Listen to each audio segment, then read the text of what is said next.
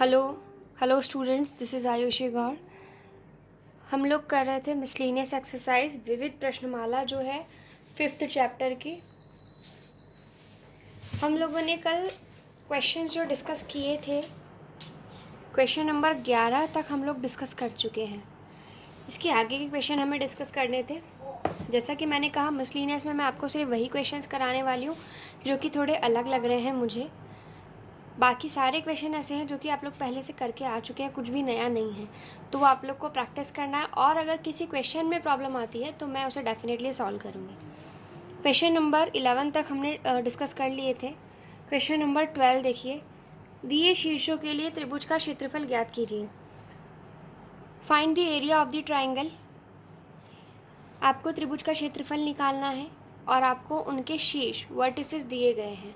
तो आपको फॉर्मूला पता है इसका, मैंने आपको करवाया है, सीधा आपको उसमें फॉर्मूले को यूज़ करना है।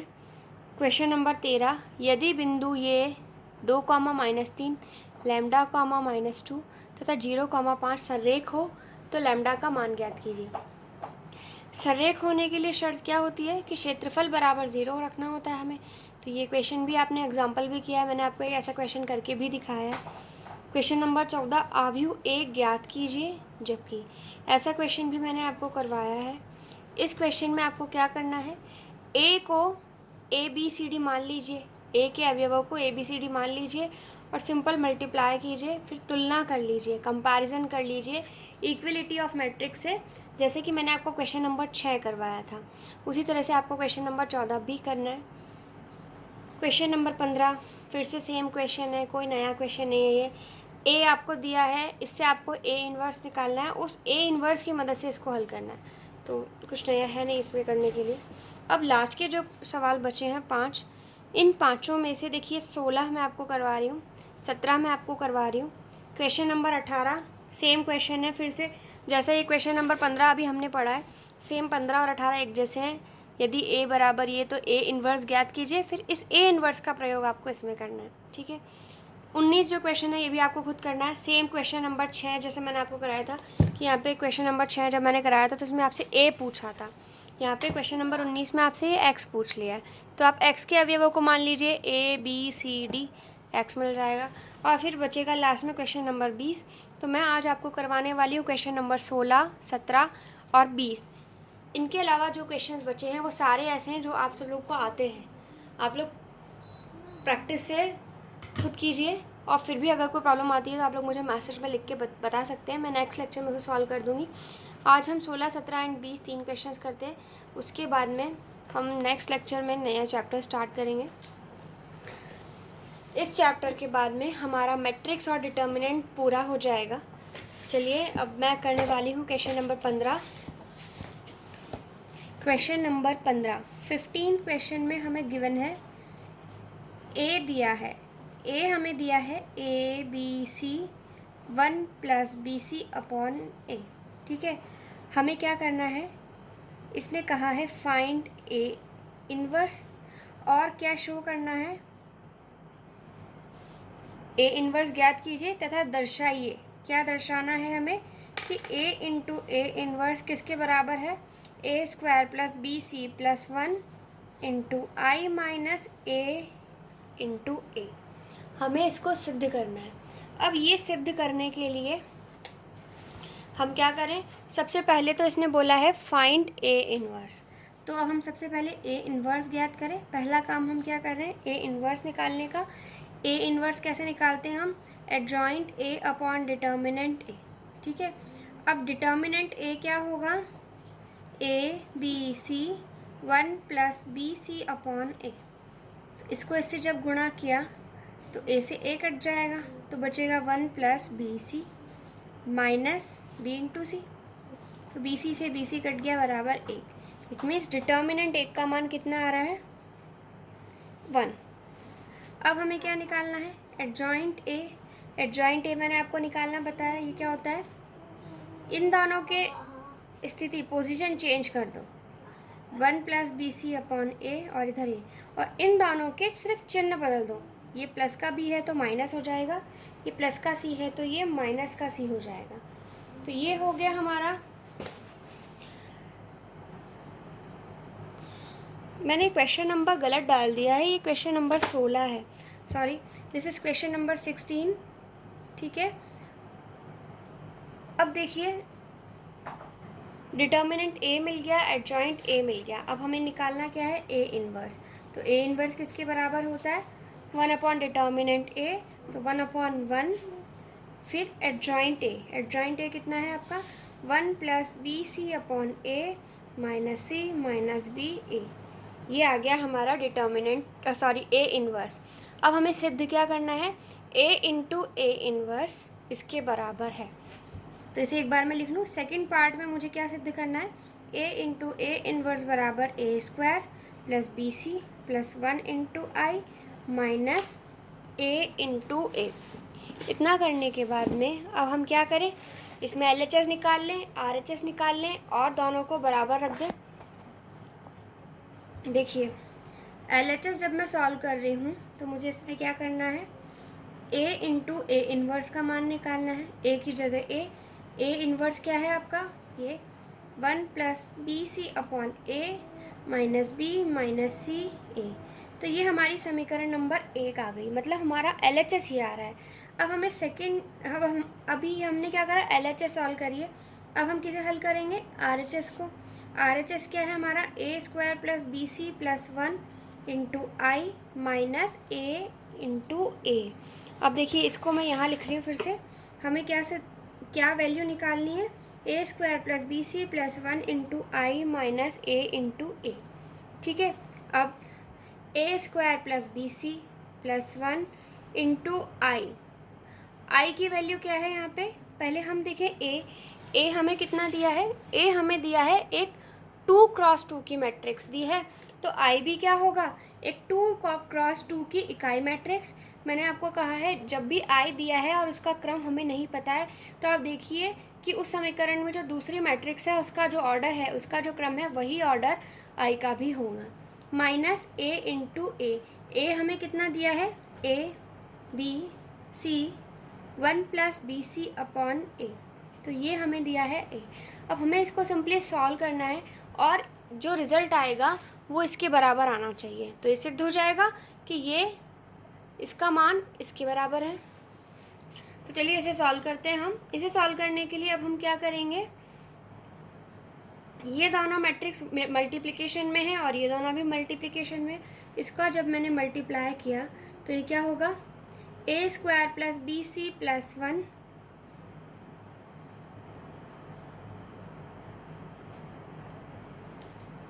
फिर ये जब ज़ीरो से मल्टीप्लाई होगा तो ज़ीरो, क्योंकि ये एक स्केलर क्वांटिटी है, अचर राशि है, अदिश गुणन पढ़ा है ना हमने, तो ये इससे गुणा होगा और ये इससे गुणा होगा, ठीक है। अब ये जब ज़ीरो से गुणा होगा तो यहाँ ज़ीरो आ जाएगा, ये जब 1 से गुणा होगा तो यहाँ पे क्या आएगा, A square plus B C plus 1, ठीक है, माइनस, अब ये ए बी इन सबसे अंदर जाके गुणा होगा, A square A C A B, ये ए से इससे गुणा होगा तो ए से ए कट जाएगा, यहाँ बचा 1 प्लस बी सी। अब इन दोनों को क्या करना है, हमें जोड़ देना है। अब जोड़ना नहीं है, सॉरी, घटाना है, क्योंकि माइनस साइन है, इसमें से जब इसको घटाएंगे तो संगत अवयव कॉरस्पॉन्डिंग एलिमेंट्स आपस में सब्सट्रैक्ट होंगे। इसमें से ये घटेगा तो ए स्क्वायर से ए स्क्वायर कट गया, यहाँ क्या बचेगा हमारे पास में, बी सी प्लस 1। ज़ीरो में से माइनस किया ए बी तो क्या बचेगा, माइनस का ए बी। ज़ीरो में से माइनस किया ए सी तो यहाँ क्या बचेगा, माइनस का ए सी। इसमें से माइनस किया ये तो माइनस 1 से 1 कट जाएगा, बी सी से माइनस बी सी कट जाएगा, तो यहाँ बचेगा आपके पास में ए स्क्वायर। अब देखो ये रिज़ल्ट आ रहा है, लेकिन मुझे यहाँ पे चाहिए क्या, ये चाहिए 1 प्लस बी सी अपॉन ए। यहाँ पे बी चाहिए, यहाँ ए है। इसका मतलब मैं क्या करूँ, इस पूरे में से मैंने अगर क्या करना है, ए कॉमन ले लेना है। मैंने ए कॉमन लिया तो यहाँ पर क्या आ जाएगा, बी सी प्लस 1 अपॉन ए। यहाँ से ए कॉमन आ गया तो माइनस बी, यहाँ से माइनस सी, यहाँ पर ए। तो ये किसके बराबर आ रहा है, LHS के बराबर आ रहा है। इट मीन्स LHS बराबर RHS, यही हमें सिद्ध करना था, ये हमारा आंसर। आई होप सबको समझ में आ गया होगा। बहुत ही ईजी सा, बहुत ही सिंपल सा क्वेश्चन था ये। तो अब जो हम क्वेश्चन देख रहे हैं वो है क्वेश्चन नंबर 17। क्वेश्चन नंबर 17 में हमें कहा है, निम्न समीकरण निकाय को हल कीजिए। सारणिक की सहायता से। Solve the system of linear equation with the help of determinant. तो ये हमें सिस्टम ऑफ इक्वेशन क्या दे रखा है, X plus Y plus Z बराबर 1, A X plus B Y plus Z बराबर के। ये क्वेश्चन आप लोग प्लीज़ ध्यान से कीजिएगा, क्योंकि क्वेश्चन दिखने में बहुत ईजी सा लग रहा है और ईजी है भी, लेकिन इसमें फ़र्क क्या है कि इसकी कैलकुलेशन थोड़ी लंबी है, कैलकुलेशन थोड़ी लेंदी है। तो टफ़ नहीं है, बस थोड़ा लंबा जाएगा ये क्वेश्चन। तो प्लीज़ ये आ भी सकता है आपके एग्ज़ाम में। ये जो क्वेश्चन है इसे हमें सिद्ध करना है, इसका हमें हल निकालना है। किसकी मदद से, सारणिक की मदद से। इसका मतलब हमें क्या लगाना है, क्रैमर रूल लगाना है। जब हमें क्रैमर रूल लगाना है होता है तो हम क्या करते हैं, डेल, डेल 1, डेल 2, डेल 3 निकालते हैं। सबसे पहले मैंने ले लिया यहाँ पर डेल। डेल किसके बराबर होगा, 1 1 1 A B C, A square B square C square, ये हमारा है डेल। अब इस डेल का मान हमें निकालना है। इसके लिए आपको सारणिक हल करनी आनी चाहिए। सेम क्वेश्चन हम कर चुके हैं, उसमें क्या था, यहाँ X Y Z, X square Y square Z square, और इसका रिजल्ट आपको याद भी होना चाहिए। ये किसके बराबर होता है, X minus Y, Y minus Z, Z minus X. आप प्लीज़ अपनी बुक पलट के देखें, जो आपने सारणिक चैप्टर पढ़ा है उसमें ये सेम क्वेश्चन आया हुआ है। तो यहाँ पर इसका जो आंसर है वो क्या होगा, A minus B into B minus C into C minus A. तो वो आप पिछला कर चुके हैं, पर फिर भी मैं डायरेक्ट नहीं लिख रही हूँ, मैं इसे सॉल्व करके दिखा रही हूँ आपको, ताकि आप लोग का रिवीजन हो जाए। अब इसको हल करने के लिए हमें दिख रहा है कि हम क्या करें, 1 1 1 दिख रहा है, मैक्सिमम ज़ीरोज़ बना सकते हैं हम। तो हमने संक्रिया लगा दी। संक्रिया कौन सी लगा रहे हैं, C1 changes to C2, C1 minus C2। एक तो ये लगा दूँ मैं, और चेंज किस में हो रहा है, C1 में हो रहा है, तो C1 को तो छोड़ दो। अब हम क्या करें, हम ऐसा कर ले, C2 changes to C2 minus C3 अगर हम करें तो हमें क्या मिलेगा, del is equals to 1 minus 1 is 0, A minus B, A square minus B square. फिर C2 की जगह क्या आ जाएगा, 1 minus 1 is 0, B minus C, B square minus C square. यहाँ है 1 सी स्क्वायर। ठीक है, यहाँ तक पहुँचने के बाद में अब आप देखिए, इसे मैं क्या लिख सकती हूँ, A minus B A plus B. इसे मैं लिख सकती हूँ B minus C B plus C.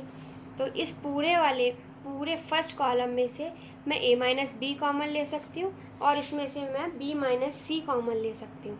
तो मैंने क्या किया, यहाँ से ए माइनस बी कॉमन ले लिया, और इसमें से मैंने बी माइनस सी कॉमन ले लिया। अभी सारी लाइंस मैं यहाँ लिख नहीं रही हूँ कि इसमें से ए माइनस बी, इसमें से बी माइनस सी कॉमन लिया, क्योंकि ये अब प्रीवियस पार्ट हो चुका है, ये हम पढ़ चुके हैं और मैं ये मानती हूँ कि हमें आता है।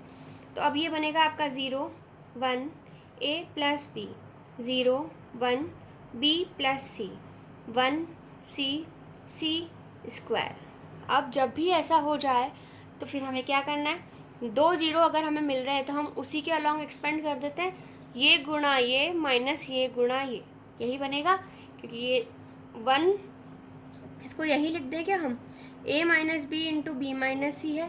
R1 के सापेक्ष इसका प्रसार किया तो यहाँ पे मुझे क्या मिलेगा, 1 इंटू बी प्लस सी माइनस ए प्लस बी, और बाकी तो 0 है, तो रिजल्ट 0 रहेगा। अब यहाँ पे क्या होगा, b से माइनस बी कट जाएगा और ये क्या मिलेगा, c माइनस ए। इसका मतलब मुझे डेल का मान क्या मिल रहा है, मुझे डेल मिल रहा है a minus B minus C minus A. अब हमें क्या करना है, नेक्स्ट निकालना है डेल 1। डेल 1 में हम क्या करते हैं, फर्स्ट कॉलम की जगह क्या आ जाएगा, 1 के स्क्वायर। ठीक है, फर्स्ट कॉलम की जगह 1 के स्क्वायर आ जाएगा। तो चलिए लिखते हैं हम इसे। देखिए मैं यहाँ डेल लिख देती हूँ एक बार। जो डेल है हमारा वो कितना है, 1 ए स्क्वायर, 1 बी स्क्वायर, 1 सी स्क्वायर, ये हमारा डेल है। अब हमें डेल 1 निकालना है, तो फर्स्ट कॉलम की जगह क्या आ जाएगा, 1 के स्क्वायर। ठीक है, अब देखिए जिस तरह से हमने ऊपर वाला रिज़ल्ट निकाला है, इसी प्रकार हम इसका रिज़ल्ट भी लिख सकते हैं। क्या होगा ये, इसमें जहाँ जहाँ a है उसकी जगह क्या आ जाएगा, k आ जाएगा। तो मैं क्या लिखूँगी, k minus B B minus C minus K, क्योंकि ए की जगह के ही तो आ गया है। इसी तरह से अब मुझे डेल टू अगर निकालना है तो डेल टू में क्या होगा, डेल की सेकंड कॉलम की जगह 1k² आ जाएगा। तो फर्स्ट कॉलम ऐसा का ऐसा, सेकंड कॉलम में हमने लिख दिया 1k², थर्ड कॉलम में हमने ये लिख दिया। अब देखो सेम ही तो रिजल्ट है ये वाला, ठीक है। इस वाले रिजल्ट में b की जगह k आ गया है, तो इस वाले रिजल्ट में जहाँ जहाँ b है उसकी जगह k रख दो, तो क्या बनेगा a minus k minus C minus a, ठीक है। अब डेल थ्री में हमें क्या करना है, थर्ड कॉलम में, इस डेल के थर्ड कॉलम में इसको हटा देना है, इसकी जगह क्या रखना है हमें 1k²। तो अब क्या होगा, डेल में फ़र्क क्या पड़ा, इसमें बस इसकी जगह सी की जगह k ही तो आया है, तो रिज़ल्ट में भी सी की जगह k कर दो, तो क्या बन जाएगा a minus B minus k minus a। अब हमने क्या किया, डेल निकाल लिया, डेल 1 निकाल लिया, डेल 2 निकाल लिया है एंड डेल 3 निकाल लिया है। हमें क्या करना है, इसका हल निकालना है। इसका हल क्या है, क्रैमर नियम से हम क्या कह सकते हैं, क्रैमर नियम से, फ्रॉम क्रैमर रूल x किसके बराबर होता है, डेल 1 अपॉन डेल 1 क्या है आपका k minus B minus C minus K minus B minus C minus K, and del क्या आया था हमारा a minus B minus C minus A, B minus C से बी माइनस सी कट गया। इसका मतलब x का मान, x कितना आ रहा है हमारा k minus B C minus K upon a minus B C minus A, ये आ रहा है हमारा x। अब हमें क्या निकालना है, y क्या होता है डेल 2 अपॉन डेल 2 कितना है a minus K minus C minus A, and del कितना है a minus B minus C minus A, इससे ये कट जाएगा। इसका मतलब y का जो मान है वो क्या आएगा a minus K minus C upon a minus B minus C, ये हमारा आ गया y। अब इसी तरह से हमें z निकालना है। z किसके बराबर होता है, डेल 3 अपॉन डेल 3 हमने यहाँ निकाला है, डेल 3 ये है, डेल ये है, ये मान रख देते हैं हम। डेल 3 है आपका a minus B minus K minus A, और डेल कितना है a minus B minus C minus A, इससे ये कट गया। तो z का मान क्या आ गया B minus K upon B minus के इंटू के minus A upon B minus C into C minus A, ये हमारा आंसर। तो हमने क्या किया, x y और z तीनों के ही मान निकाल लिए हैं। अब देखिए क्वेश्चन नंबर 18 मैंने आपको बता दिया है, सेम क्वेश्चन है जैसा कि क्वेश्चन नंबर 15, ऐसे बहुत सारे एग्जाम्पल भी आपने किए। क्वेश्चन नंबर 19 ये है, आप यहाँ पे क्या करें, जैसा क्वेश्चन नंबर 6 मैंने कराया है आपको इसी एक्सरसाइज का, विविध का, मिसलिनियस का, जैसे क्वेश्चन हमने 6 किया है वैसे ही क्वेश्चन नंबर 19 भी हो जाएगा। x इज इक्वल्स टू आप मान लीजिए ABCD, और बहुत ही आसानी से जल्दी से आपका आंसर निकल जाएगा। क्वेश्चन नंबर 20 हमें करना है, चलिए स्टार्ट करते हैं क्वेश्चन नंबर 20। क्वेश्चन नंबर 20 में देखिए आपको बोला है निम्न समीकरण के अनंत हल हो तो a तथा b का मान ज्ञात कीजिए। ठीक है, हमें पहले से ही दे दिया है कि इसके हल कैसे हैं, अनंत हैं। क्वेश्चन नंबर 20 में हमें दिया गया है कि हल कैसे हैं, अनंत हैं। तो हमें समीकरण क्या क्या दिए, 2x plus Y plus az बराबर 4, bx minus 2y plus z बराबर -2, 5x minus 5y plus z बराबर -2। अब हमें क्या कहा है कि इसका हल अनंत है। हम जानते हैं कि वी नो दैट, आप यहाँ इस तरह से लिखिए, क्रैमर नियम से हम जानते हैं कि यदि समीकरण निकाय के हल अनंत हो तब डेल बराबर ज़ीरो होता है, डेल वन बराबर ज़ीरो होता है, डेल टू बराबर ज़ीरो होता है एंड डेल थ्री बराबर ज़ीरो होता है। जो इंग्लिश मीडियम वाले बच्चे हैं वो कैसे लिखेंगे? From Cramer rule we know that if the solution of the system of linear equation is sorry, आप इस तरह से लिखिए, वी नो दैट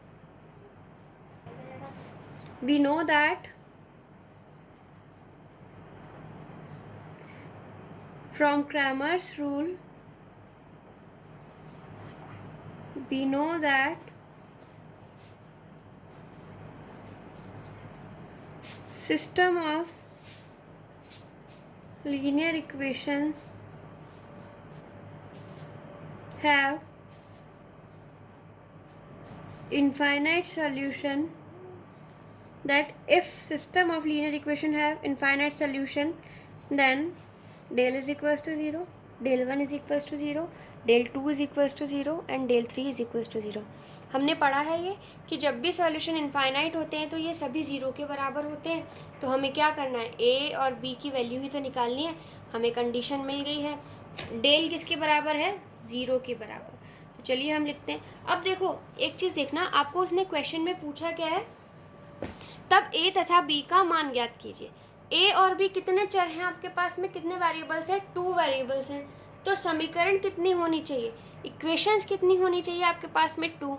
तो आपको इन चारों का प्रयोग करने की ज़रूरत नहीं है, आप इनमें से किन्हीं भी 2 से कर सकते हैं।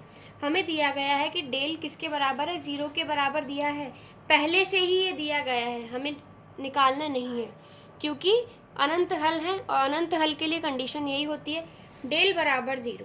डेल क्या है यहाँ पे, 2 1 ए, बी -2 1, 5 -5 1, ये किसके बराबर दिया है, 0 के बराबर दिया है। अब हम इसे क्या करें, हल करें। तो ये क्या होगा, 2 × -2 + 5,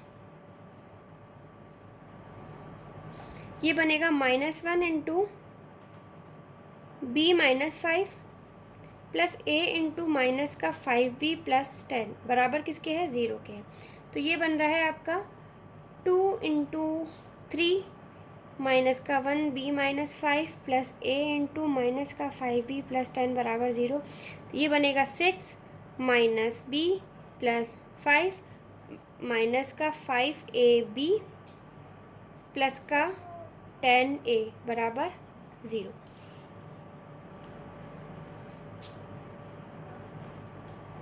तो हमारी इक्वेशन क्या बन रही है, अब इक्वेशन बन रही है 10a - b - 5ab 6 और 5 11 = -11। ये क्या बनी, समीकरण 1। ए और बी 2 चर हैं तो 2 समीकरण होने से हमारा काम हो जाएगा। तो हमने एक बार तो डेल को बराबर 0 लेके एक समीकरण निकाल ली है। अब हम क्या करते हैं, आप डेल 1 डेल 2 डेल 3 में से कुछ भी ले सकते हैं। नाउ अब मैं क्या कर रही हूँ, डेल 1 बराबर 0 भी हमें दिया है और डेल 1 कितना है हमारा, डेल 1 मतलब फर्स्ट कॉलम की जगह हम क्या रखें, 4 - 2 रखें। तो मैं यहाँ रख रही हूँ 4 - 2 -2 1 - 2 - 5 a11, ये 0 के बराबर है। अब हम इसे भी सॉल्व कर रहे हैं तो क्या मिलेगा, 4 × -2 + 5 माइनस का 1 × -2 + 2 प्लस का a × 10 - 4 which is equals to 0। तो ये बन रहा है हमारा 5 - 2 is 3 3 4 जा 12 -0, ये प्लस का 6a बराबर 0। तो 6a इज इक्वल्स टू क्या आ रहा है, -12। तो a बराबर क्या आएगा आपका, -2। देखो अब इस समीकरण से मुझे a की वैल्यू मिल गई है। अब मैंने क्या किया, यूजिंग 2 in 1, इस समीकरण 2 में मुझे जो a का मान मिला है इसका प्रयोग मैं किस में कर रही हूँ, 1 में कर रही हूँ। 1 क्या है मेरे पास, 10a - b - 5ab बराबर -11। मेरे पास जो समीकरण 1 है वो क्या है, 10a - b - 5ab बराबर -11। इस a को मैं अगर इसमें रखूँ तो क्या बनेगा, 10 इंटू -2 -b -5, ये -2 इंटू बी बराबर -11, माइनस का 20 -b प्लस 10b बराबर -11। तो ये बनेगा आपका माइनस का 20 जब उधर जाएगा और 10 में से b गया तो 9b बराबर ये बन रहा है आपका 9। तो b इज इक्वल्स टू आपको मिलेगा 9/9, इट मीन्स 1। क्वेश्चन में हमें यही कहा था, find the value of a and b। a तथा b का मान निकालिए और a और b का जो मान है वो आ रहा है -2 एंड 1। बहुत ही सिंपल सा क्वेश्चन था ये भी, क्योंकि हमें कंडीशन दे रखी थी डायरेक्ट और हमने इससे इनकी वैल्यू निकाल ली। आई होप आप लोगों को ये चैप्टर समझ में आया होगा। इनफैक्ट यही चैप्टर ने सारणिक, आव्यूह सारणिक और ये इन्वर्स वाला जो चैप्टर था, जिसे हम हिंदी में क्या कहते हैं, व्युत्क्रम आव्यूह वाला जो चैप्टर है, chapter number 3, 4 and 5। I hope आप सभी बच्चों को समझ में आ गया है और आप लोग प्लीज़ अपना काम टाइम पे कंप्लीट कर लीजिए। विविध प्रश्नमाला मिसलीनियस आपके पास आज का दिन है, आप लोग प्लीज़ फटाफट इसे कंप्लीट करके और आज पूछ लीजिए जो भी इसमें डाउट है, मैं उसको क्लियर कर दूंगी। इसके बाद हम जो नेक्स्ट चैप्टर स्टार्ट करेंगे, देखिए आपकी बुक की इंडेक्स देखते हैं हम एक बार के लिए।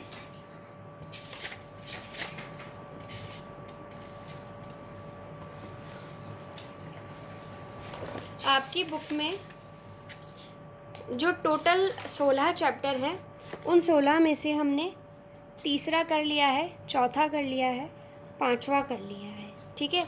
इसके बाद जो अब चैप्टर्स बच रहे हैं, इन चैप्टर्स में से मैं आपको सबसे पहले अब जो कराने वाली हूँ वो हम करेंगे